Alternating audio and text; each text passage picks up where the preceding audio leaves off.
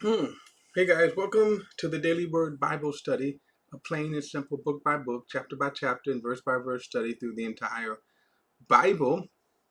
We are in Luke's Gospel, chapter 15, and chapters 15 and 16 and the beginning of 17 really is one thought. Jesus is responding to one statement or question, or I should say criticism. So all of the what we're going to be reading is going to be centered around that criticism. Now, as we get into it, the beginning of the parables today, we're going to get into the famous prodigal son story.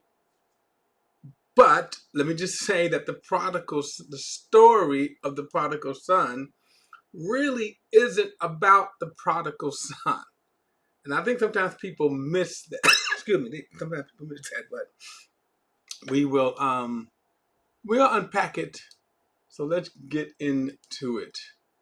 A fascinating story, and again, I know I say all of the Bible is fascinating when you really get into it and really unpack it. They are just fascinating stories, and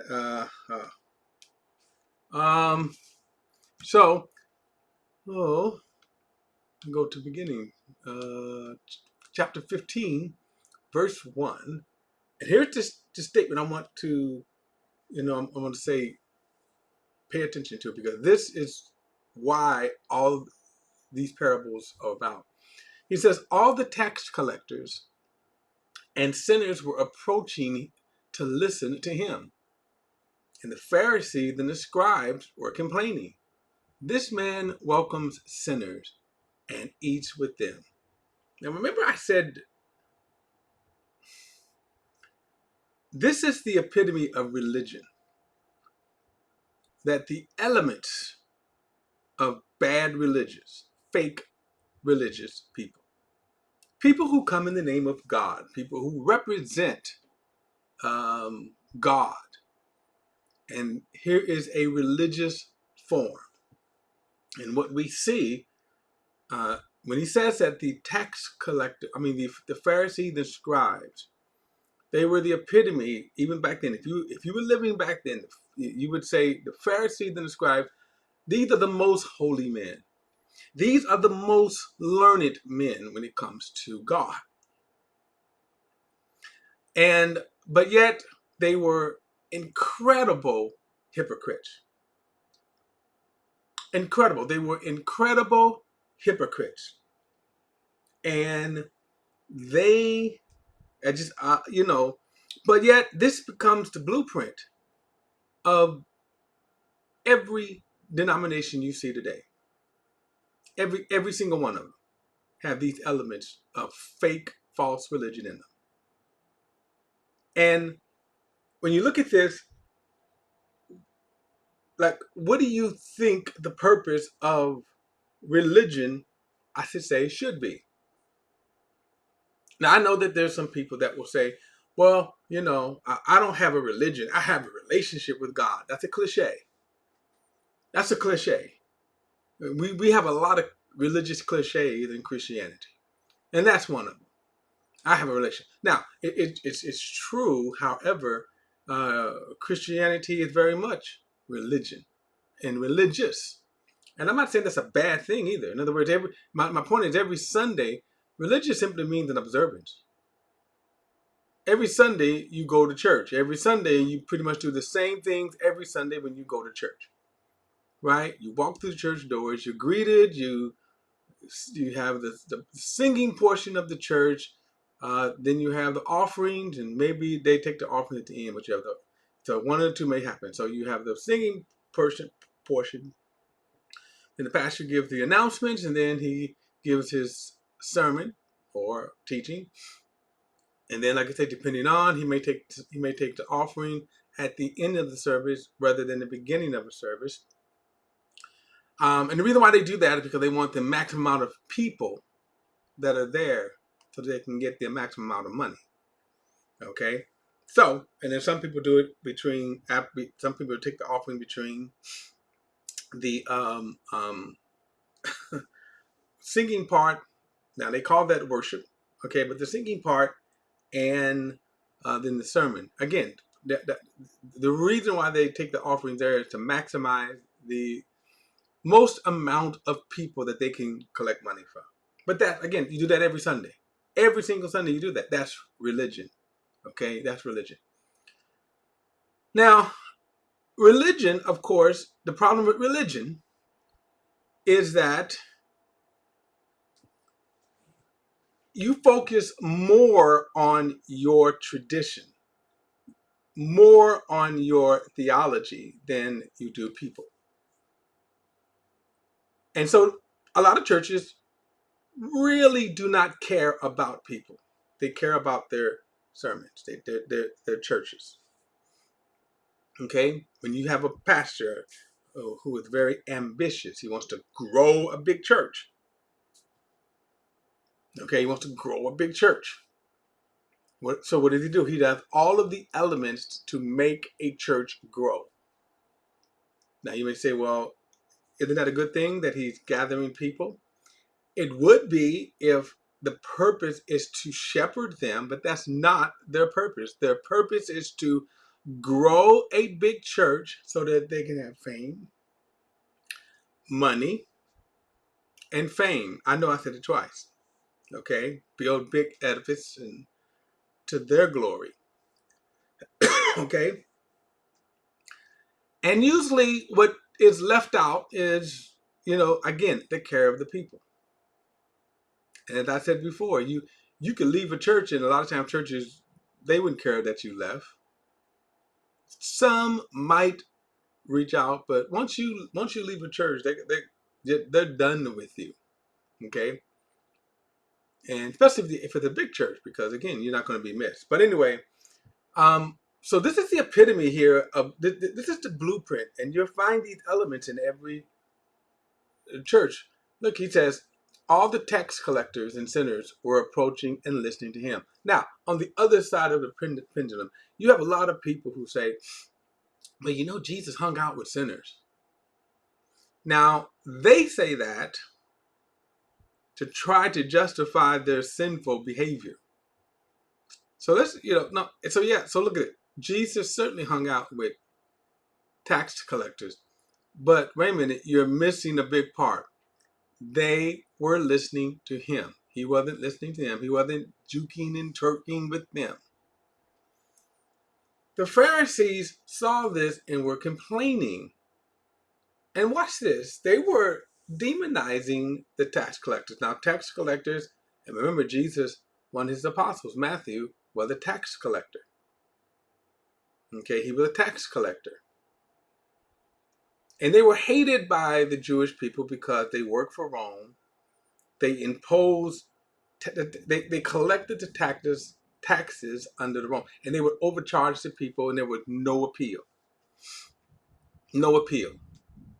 And Rome did not care, because as long as they have their taxes, they didn't care about that. But they were hated. And as a result, they were ostracized. And because of their greed, too, it just showed they became very sinful people. Now, the sinners, we use the word sinners in a broad way because of children of Adam. We are sinners by birth. We are sinners because Adam fell into sin. So because of that, but in this day, the term sinners were the very lewd people, the loose people. They were the partiers, revelers, right? Drunkards, raunchy, right? So that's that group. So the tax collectors and then sinners, okay? But they were listening. And shouldn't this have been what the Pharisees rejoiced in? Shouldn't they have rejoiced in the fact that the Messiah was reaching them, changing their lives? But what did they say? Oh, he eats with sinners. Ah, there was, and this kind of illustrates this. In the 60s, there is a movie out on this called The Jesus People. And now I'm saying they kind of illustrate this here. The Jesus People in the 60s, so it's an actual event, there is a movie about it now. And I believe one of the, you can almost say, persons who came out of that movie, Greg Laurie, produced the movie. And during this time, you had religious people. So like the Moore Majority Leader, Jerry Falwell, people like that.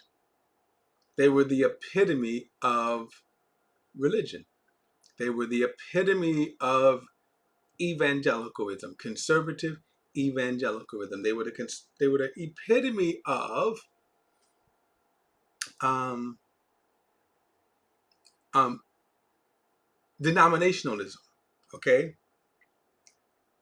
So when you think about, if you go back and you look at pictures of Jerry Falwell, and you look at pictures of the evangelical, you look at pictures of all the denominations, here's the image you're going to see. You're going to see this facade. You're going to see this picture of a man with nice clean cut. He was nice trimmed hair. When they go to church, they wear suits. Their wives, their hair were done, and they wore nice dresses, right? And that was the image. You go to church every Sunday. You sang from hymnal, 357, if there's such a thing, and you had that image. On the black side, there was Pentecostal churches, what they call the sanctified churches. Same thing. When you go to church, you put on the suit, put on the dress, you comb your hair. You got, In fact, there's a term even called the Sunday best. And so that's the image, right? And then if someone came into the church, whether and like what was called in fact, a lot of people didn't even want to come in the church because they were made to feel unwelcome. They were made to feel different. If we think about this today, what if a member of the LGBTQ came into your church? I mean, and they looked like it. They looked it. Whether a person who, whatever it is, right? They came in, and of course, it's apparent, But back then, there was the 60s. In the 60s, you had the hippies, the hippie movement. And the hippie movement was really the very opposite of these clean-cut, wholesome-looking people. The hippies they grew their hair out, beards and hair, long hair, right? I could never be a hippie because my hair would never grow that long. But, so they would come, they would wear jeans, and oftentimes dirty jeans, no shirt. So the movement started in California. And so what you had is you had the hippie movement that was called the counter culture, which was, it was counter to what those who were in power said, this is how you ought to look. Well, the hippies rebelled against that. And so you had, free love, sex, all that kind of stuff. There was a man by the name of Chuck Smith who started a church. And this is where this movie, The Jesus People, came. He came out of denominations. And he began to just teach the Bible. verse by verse. And as a result, his church began to grow, but he also attracted hippies, where denominations were rejecting them.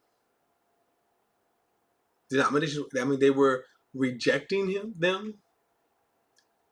He would open his doors.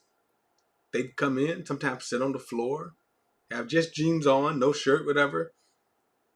It was abhorrent to the denomination, but he began to teach. So as I said, as a result, there were several well-known hippies that came out of the Calvary Chapel movement. Greg Laurie was one of them. But when I say that is because, and you could have your criticism in terms of the Calvary Chapel movement, and people did, but so goes the same with all denominations. The fact that he opened his doors, and that's what I wanted to kind of focus on, the fact that he opened his doors and taught them the word, produced a very explosive movement, like I say, that later became known as the Jesus people. Now, as I said, I think the Calvary Chapel movement, and it also became what later exploding what's called the Calvary Chapel movement. And now, even to this day, they're all over the world. And they have their criticisms. Like I say, all denominations, all movement will have their criticisms. Okay. But the biggest thing that I want to say is that here what you had was, in a sense, Chuck Smith was part of the counterculture, because what denominations rejected, and here what you have here is the same thing. You have the Pharisees and the scribes, who were the epitome. They dressed apart. They walked apart. They did their hand things, ooh, right? But then they were incredible hypocrites themselves. But they rejected the tax collectors. They rejected the sinners. So now they were complaining against him. They said, this man eats with sinners. He welcomes them. So then what would be the question? What would be the question? That God rejects him? That God rejects people that don't dress like you? That don't dress proper? That don't cut their hair? Now, when I was growing up, I came after the 70s. So my teenage years was during the 70s, in the height of,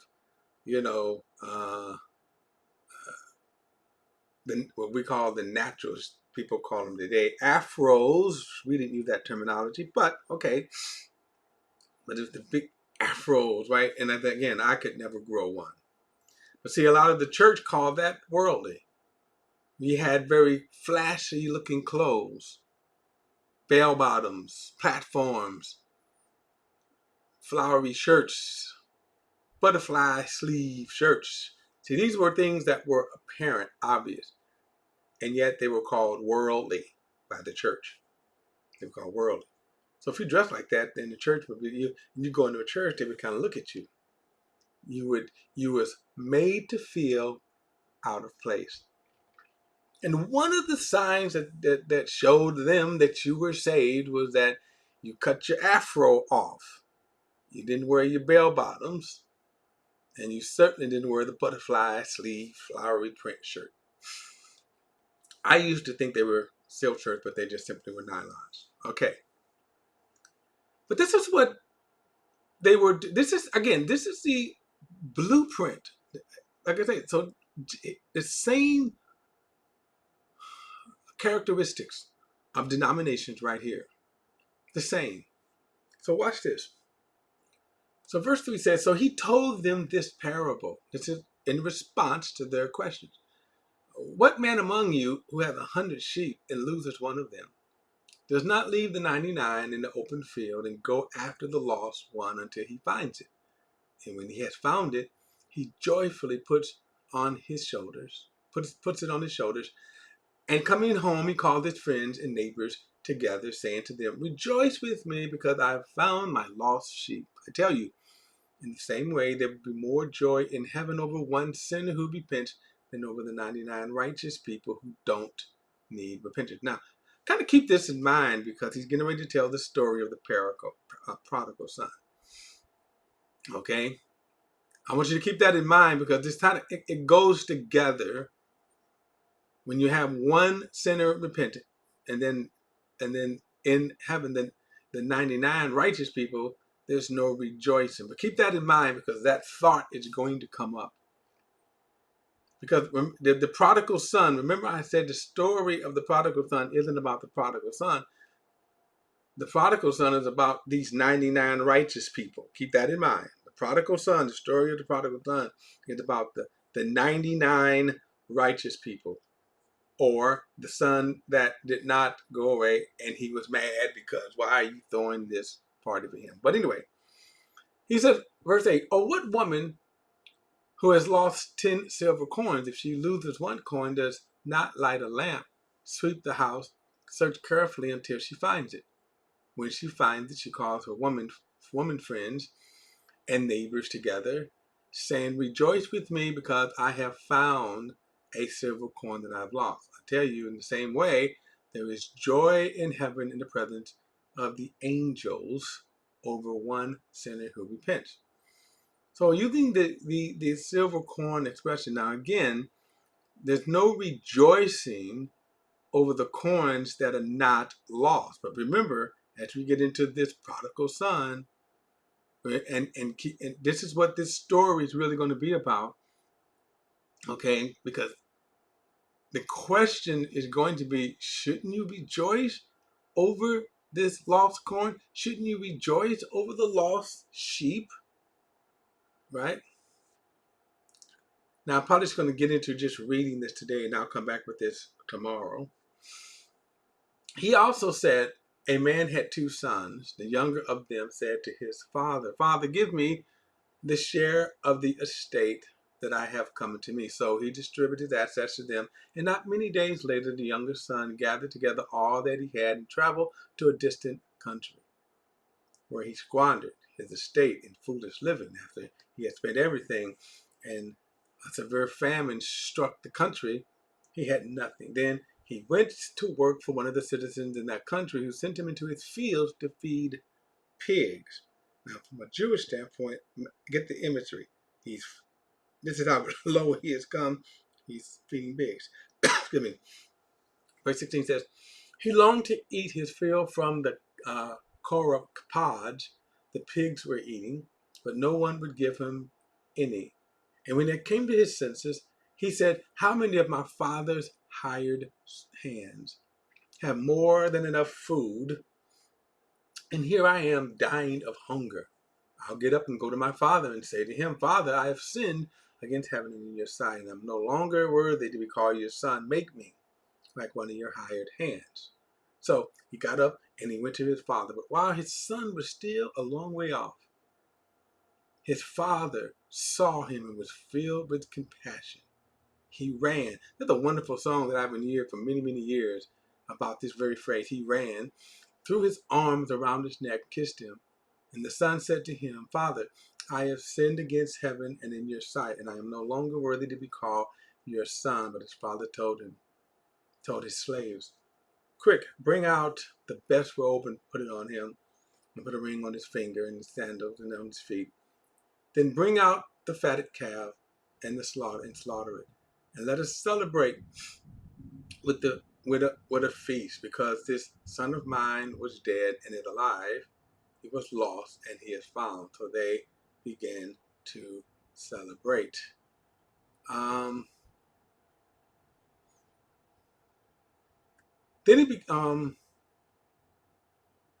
I'll stop here, and I'm gonna come back and dissect this story. No, first I'll finish reading. Now his oldest son was in the field, and when he came near to the house, he heard the music and dancing. So he summoned one of his servants and asked what these things meant. He said, "Your brother is here," he told them, "and your father has slaughtered the fatted lamb, because he has had them back safe and sound."